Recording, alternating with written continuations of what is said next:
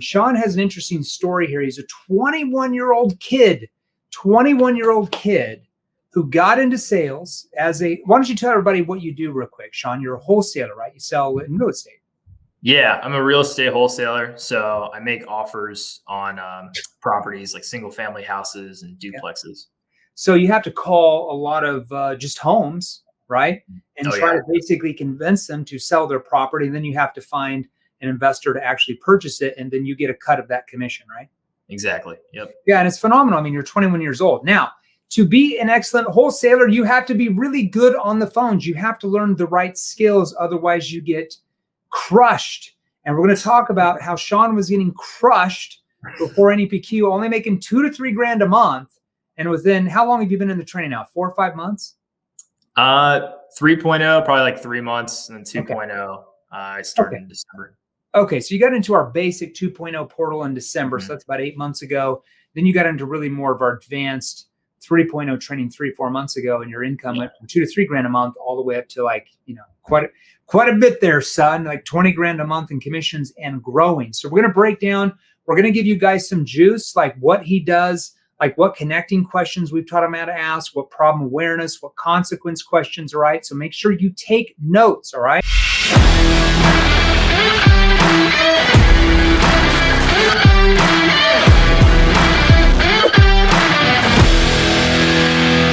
Now, if you are brand new to our Facebook group, or you've never seen me here on YouTube before, if you've never seen me on LinkedIn, my name is Jeremy Miner. I'm the chairman and founder of 7th Level, all right? We are a sales training organization that trains salespeople exactly like you watching me here. Same industry as you're watching me right now. We train sales professionals like you. We train coaches like you. We train sales executives like you, sales management and managers like you. We train entrepreneurs and business owners, and we help you and your teams transform the way you sell by learning specific skilled questions and techniques that actually work. They work with human behavior rather than work against it. Now, what do I mean when I say work with human behavior? We're going to break down that process, all right? Plus, we have to teach you, like Shawn is learning now. He's still learning, by the way. His income will still be going up month to month.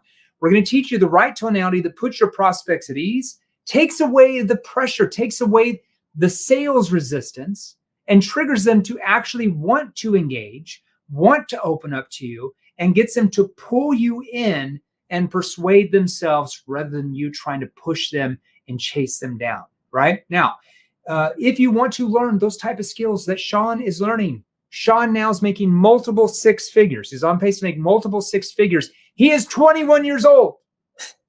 Let me preference that. He is 21 years old.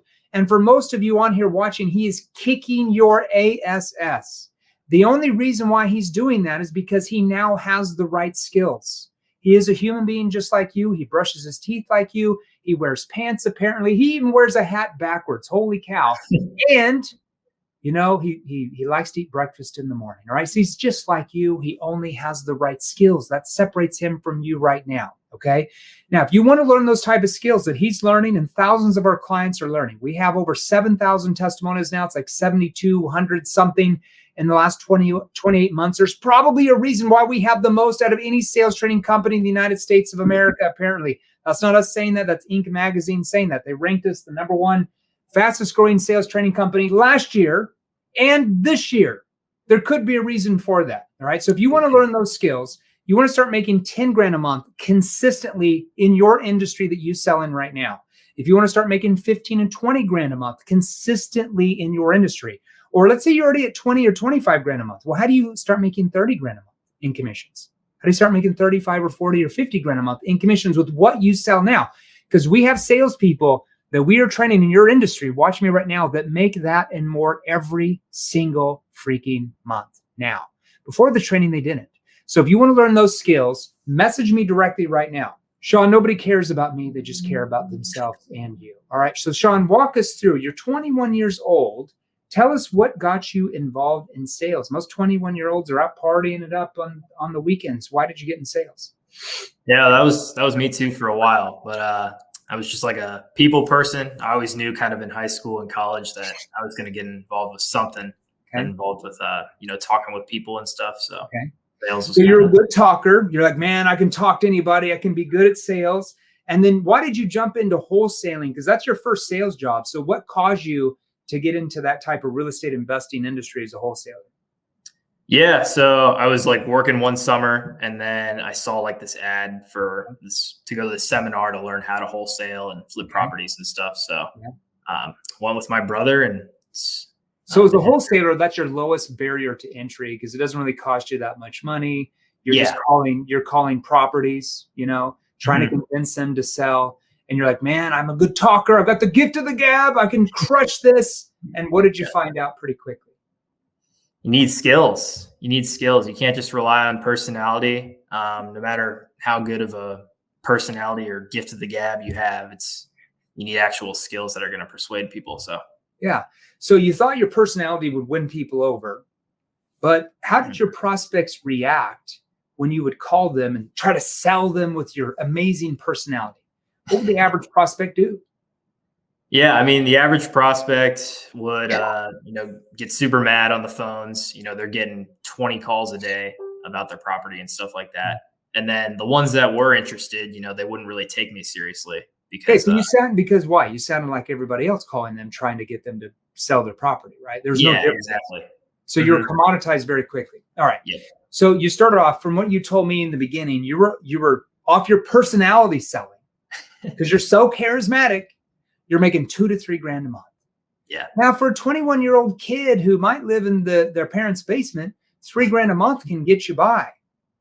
But yeah. why were you like, oh man, 3 grand a month sucks. I need to learn some more advanced skills. Like what triggered in your Yeah. brain that's like, man, I need to learn better skills here. Yeah, so I was in college last year, so I was kind of doing this, like part-time and stuff, but I realized like, I graduate after this semester. I want to take this super big.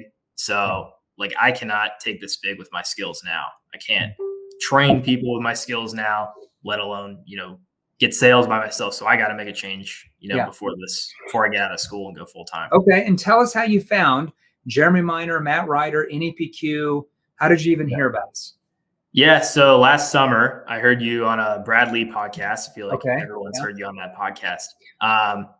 But yeah, you were just talking about, the sales NEPQ methodology. Yeah. And, before that, I haven't really like heard sales kind of described in the way you were doing it. And I remember Sure. like I was in the gym Yeah. and I was just like in awe of how you were kind of describing it and how it came from Socrates and Christ and stuff. It was just super cool. So Those were possibly persuasive people for sure. yeah. All right. So you're like, man, I got to get into the training. Did you join the free Facebook group or something starting out?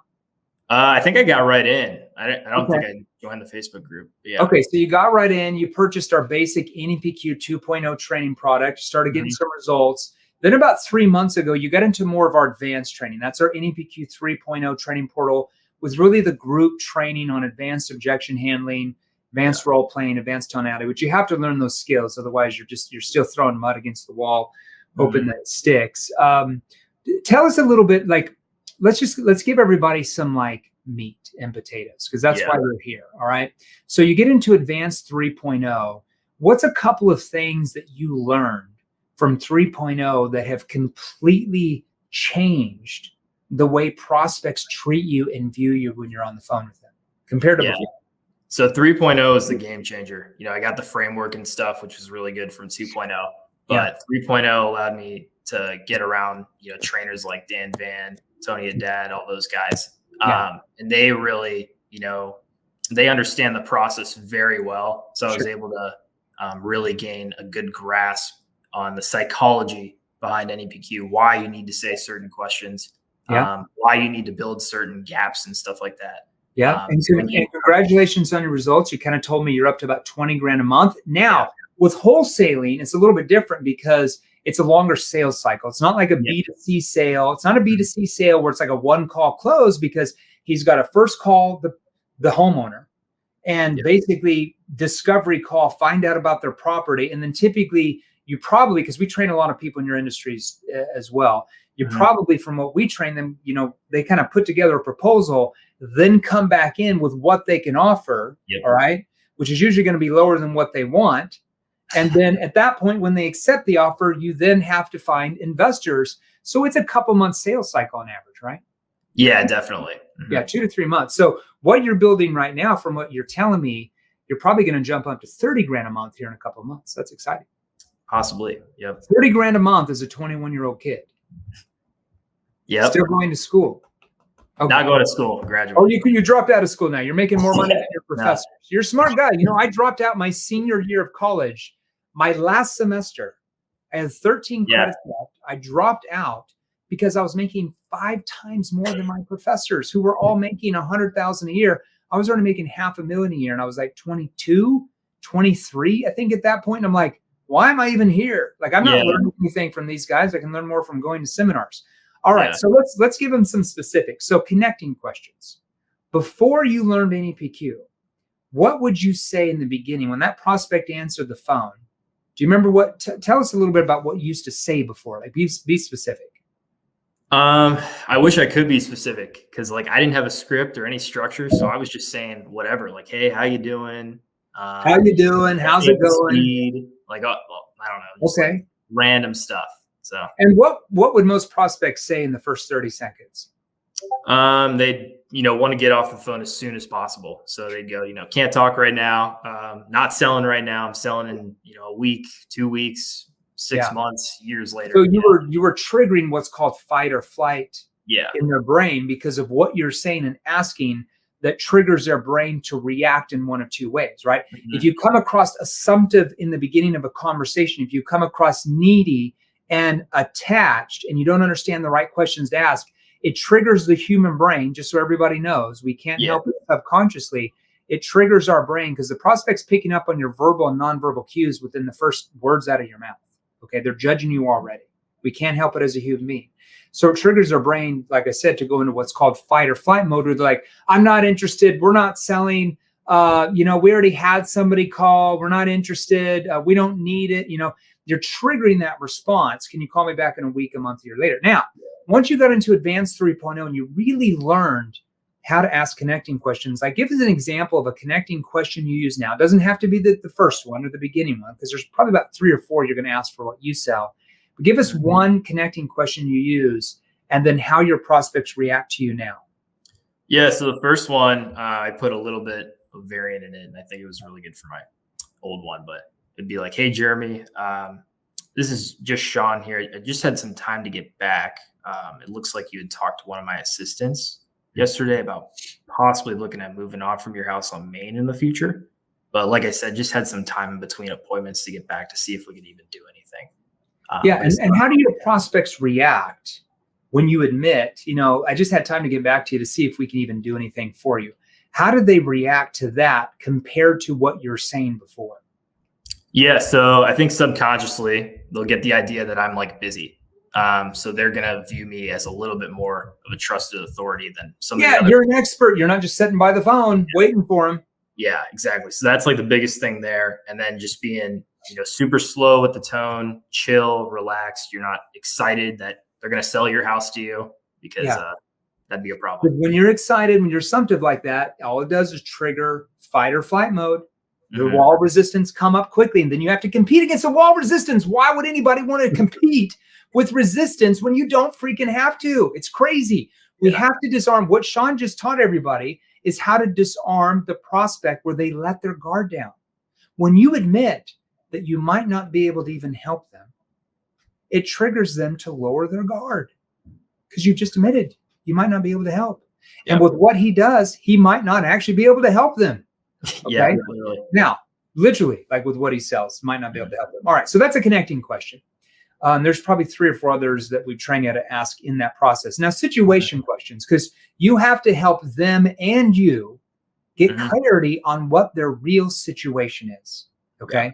How did you used to try to do that? I was just asking random questions. So looking back, like sometimes I think I would go into maybe a solution awareness type S question at first, right off the bat, or like it'd be all over the place, man. It was pretty bad. So you're just kind of all over the place winging it, right? And that's going to give you 2 to 3 grand a month in commissions when you wing it. Yeah. And now you started learning situation questions. Now there's probably about 4 or 5 different ones you have to ask for your industry. But give us an example of one situation question you ask, and then how your prospects react to that. Yeah. So in situation, I'll try to build a little bit of a gap if I can. So if Yeah. they're like a landlord or something, I'll Yeah. ask them, so do you manage this rental property yourself, or do you have like a property manager doing that for you? Yeah. Okay. Because you have to find that out for what you offer. Okay. Yeah. Good. Let's talk about, there's other situation questions you have to ask, but we won't go into those. Yeah. Problem awareness questions. Problem awareness questions help you and them find out what their real problems are, the root cause, and how the problem is affecting them. Now, with what you sell, it could be that the mortgage payment is just too high and they need to get out of the property. It could be they went through a divorce. They need to get out of the property. It could be that just whatever reason, their grandma is still there, but she's about to go into a nursing home. They need to get out of the property. It could be various reasons for what you sell. But that's where you start to build the gap in their mind from where they are compared to where they want to be, a gap that they never realized was really there. Your questioning ability allows them to see what the gap looks like that they didn't even know they had. Yeah. What's one good, there's several problem awareness questions you have to ask for what you sell, but what's an example of a problem awareness question we try to ask? My favorite one, and this is once you kind of get down the line of things and uncover their problem, but you ask, what makes this important to you now, though? Yeah. Or what makes this important to you, though? Yeah. Okay. So getting rid of the property, possibly, why look at doing this now? Like, why not push it down the road? Mm-hmm. Okay. That's another example of how you could relanguage that. Now, that's an NEPQ probing question in your problem awareness questions. Realistically, how do your prospects react when you ask that question?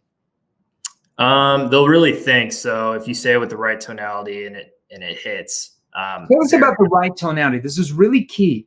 Because if I say, okay, but why look at doing this now? Like, why not push it down the road? And if I say it too fast, either a knee-jerk response or immediate resistance and a fake answer. So 100% surface level answer. Mm-hmm. So when you slow down, like Shawn taught, what he's talking about, what does that do in your prospect's mind when you slow down the question and you even have like a verbal pause? What does that do to them? Yeah, so that allows them to really take in what you're saying. If whatever you're pausing before, it's going to allow them to think about that word that you're about to say even more so. It allows them to lean in and listen to more of what you're asking. It causes them to emotionally think deeper about the question. Yep. Okay. Solution awareness questions. We're flying through these. Solution awareness questions help your prospects see what their future is going to look like once all these newfound problems that you help them find are actually solved. What did you used to ask in solution? Like, what did you used to ask to get them to see what their future is going to look like? I have to know. Like, I literally asked, like, what's the price you're looking to sell for? Like, right off the bat, no gap, no nothing. Yeah. They'd say like $1 million, which is way too high. Yeah. So it's impossible. Like, if you can't, I mean, in every industry, but especially industry, if you can't build a gap, then you're just competing with all these other people that are getting them the best price. It's like they're commoditizing all you and just, getting a higher bid from each person that's calling. There's no gap there. Yeah, exactly. How would they react to that? When there's no gap, they're just going to try to brush you off because they're going to commoditize you, like you said. And there's 20 people that call them a day. So when you're commoditized, you're done. You got to stand out. So what's a good solution awareness question we've tried to ask now that really helps them to focus on the end result, on unloading that house, and you're the person that's going to help them do it? Yeah. So Jeremy, I guess you being able to sell that house kind of the way we just kind of described there, I guess what would that do for you, like personally though? And what do they say? Well, they'll take a second to think, and it'll usually be a few seconds, and then they'll give you the answer of why they're actually wanting to sell or where they're wanting to go in the future. Good man. All right, so we don't have time to go through like the transition stage or presentation because typically what do you do at this point? You transition into setting up a second call to go through, like, once you find out the numbers of the house, what type of the comp, because you don't know the comps and everything on it yet, but you're finding out what they want for it. Possibly you're finding out kind of how old it is. You're finding out the details of the house and situation questions. And now you have to go back and compare the comps and kind of see those different things. And that takes you a few days, right? Yeah, it takes me like a day, I would say, because I'm just, a few men show over here. I got a few guys, but so you transition into how do you transition into setting up a second appointment to even go through a proposal? Let's hear that. Yeah, so I'll pretty much say like, it looks like kind of what we talked about matches up with possibly what we could do for you. Really what the next steps would be is that we'd go back and I'd send this to my underwriting team. We'd take kind of like a look at if this matches our criteria with what we typically buy. And that's super good because then they're like, oh, I hope it matches the criteria. Exactly. So you're building urgency. Yeah. And so keep going. But then I'll say, and then I'll get like a result from the team, and then they'll tell that to me, and I can get back to you, within a day or two. Now, don't you set up the second appointment there, like get something booked? Yeah, I'll get something booked there. Yeah.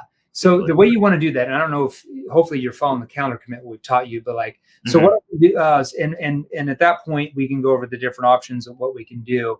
Now, if you have your calendar handy, I can pull up mine and have you book a specific time with me in the next day or two once we would have something in writing for you. Yeah. That way you don't have to chase me down and vice versa. Would that help you? Now, what does that do? When I say that way you don't have to chase me down, what does that do? Builds more kind of like scarcity there. Like you're busy. You're an expert. You're a trusted authority. You're not just sitting there waiting to get back with them at all hours of the night, right? Yeah. Okay. All right. And then commitment questions. What's one good commitment question? So after you go through the proposal, you kind of go over their problems, you rephrase their problems, then you kind of go over their objectives, what they want to do with the money once they don't have to spend it on this house or whatever. And then you go through what you can offer. What's one good commitment question to get them to commit and take the next step to purchase what you're offering or to sell the house? Yeah. So do you feel like this could be the answer for you? That's good tonality. Now, did you hear Shawn's tonality there? If he would have said, so do you feel like this could be the answer for you? Too fast, they're going to give you a knee-jerk reaction. But if he slows down and he leans in, so do you feel like this could be the answer for you? See where I did the verbal pause there? Do you feel like this could be the answer for you? That gets them to think what? Deeper, going below the surface. Okay. All right, man. Well, hey, congratulations, dude. I just wanted to congratulate you. 21 years old, already, on pace to make here, over a couple $100,000 in commissions your first year. So well done, young man. Any last words of advice you want to give somebody that's on here that's maybe new, that wants to get into sales, or maybe they're even a veteran and they're making 3 or 5 or 10 grand a month, or even 15 grand a month? Any advice you'd want to give them? Yeah, something I heard from Alex Ramosi. He's a big guy on social media. Sure. He hears sales guys and stuff talk about, what they're going to use their commissions with, like what they're going to invest in next, like the new crypto, new stock or whatever. And he'd get so mad because what he did was he invested religiously in skills that were going to 5x, 10x, 20x his income before he did any of that stuff. Yeah. So you got to focus in and narrow in on, you got to become like undeniably good at one skill first before you go and, try to invest in crypto and these lower percent return opportunities. So high risk, but you have no control of what's going to happen. Yeah, no control. With your skill level you learned, you have 100% control. Where would you be right now had you not got into NEPQ 3.0? Man, I don't even know. Not good. Maybe quit. Maybe I've quit the wholesale game. Maybe I went to something else. I don't know. 2 to 3 grand a month. Now you're making up over 20 grand a month, on pace in a couple months to get to 30 grand a month with the deals you're putting together now. Mm-hmm. That's about a $27,000 per month difference in income. That's about $315,000 a year difference in income. That's where you'd be at. Yeah. That would have been your biggest mistake in life, is just not having the right knowledge, the right skill level to be able to make 300 grand plus a year as a commission only salesperson. That's where you'd be. Yeah. It's a scary place to be. Okay, Shawn, thanks everybody. Thanks for being on. Shawn, have a good one. See ya. Hey guys, if you enjoyed these, here's another you can watch right over here. Join our free Sales Revolution group. Click the link below, join us, and we're gonna help you. Thanks for watching. We'll see you real soon.